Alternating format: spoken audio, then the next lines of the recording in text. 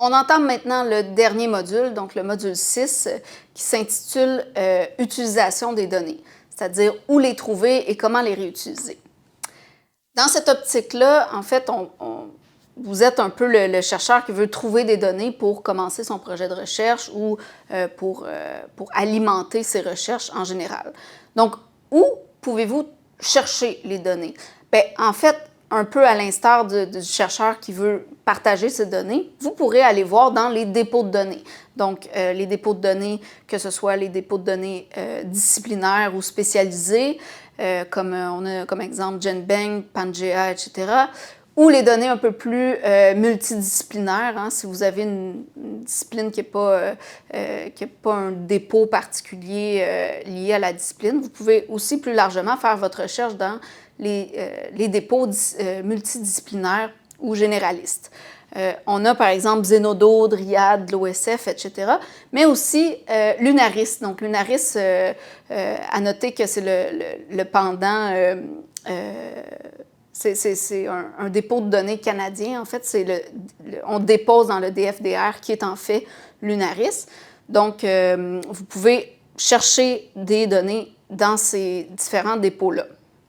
Vous pouvez aussi utiliser un moteur de recherche comme Google Dataset Search, plus généralement, donc c'est un peu plus global. Là, on va chercher encore plus de données. Ou encore Dataset aussi, qui peut très bien faire l'affaire. À noter que ce sont seulement les données, les jeux de données qui auront un DOI qui seront repérables dans Dataset. Vous pouvez aussi aller voir dans les Data Journals. Donc, qu'est-ce que c'est les Data Journals? Il y aura une ressource dans la page la page web de la formation si vous voulez aller un peu plus loin dans les Data Journals, donc une ressource de Doranum. Les Data Journals, en fait, ce sont des revues qui comprennent des articles sur les données.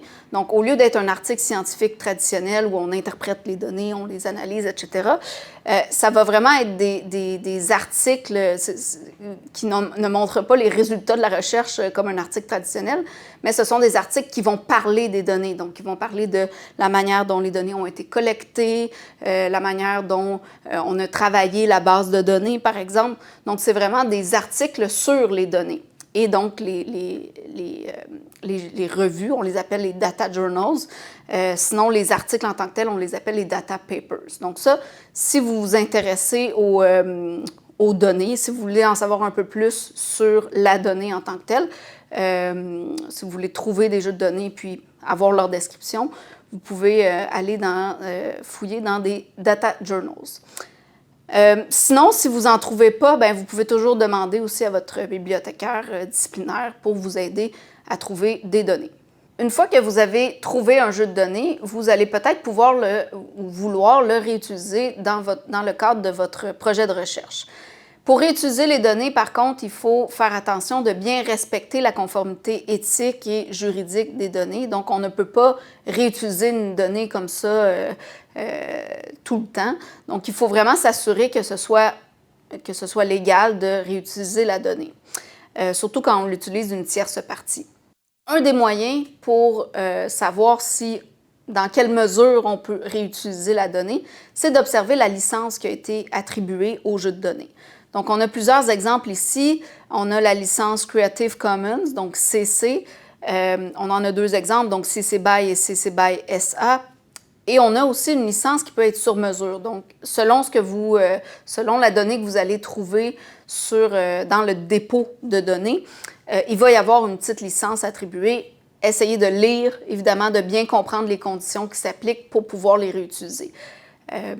À titre d'exemple, quelqu'un peut demander, par exemple, que si vous réutilisez les données, il faut que vous signiez vous-même un formulaire de confidentialité des données, etc. Donc, vous devez faire affaire avec le chercheur directement, puis obtenir les documents nécessaires pour réutiliser ces données-là. Si on veut réutiliser les données ou encore simplement utiliser les données pour les mentionner dans notre recherche, il faut citer les données, tout comme quand on cite un article scientifique ou tout autre document. Pour ce faire, quelle méthode on utilise, quelle norme de citation on utilise? On utilise celle qu'on a l'habitude d'utiliser, donc on respecte les règles de citation du style qu'on a l'habitude d'utiliser. Par exemple, ici, avec APA, on a les deux exemples. Là, si on a des données qui sont publiées en ligne, donc il y a un URL, à ce moment-là, on va mettre les différentes informations, donc l'auteur, l'année, le titre des données. On va mettre entre crochets le type de document, donc ensemble de données, suivi de la source ou du dépôt, par exemple Borealis, suivi de l'URL. Si les données ne sont pas publiées, parce qu'on prend des données que peu importe si ce sont les nôtres ou celles de quelqu'un d'autre, mais que la personne nous les a fournies, mais que les données ne sont pas publiées, on va simplement enlever l'URL.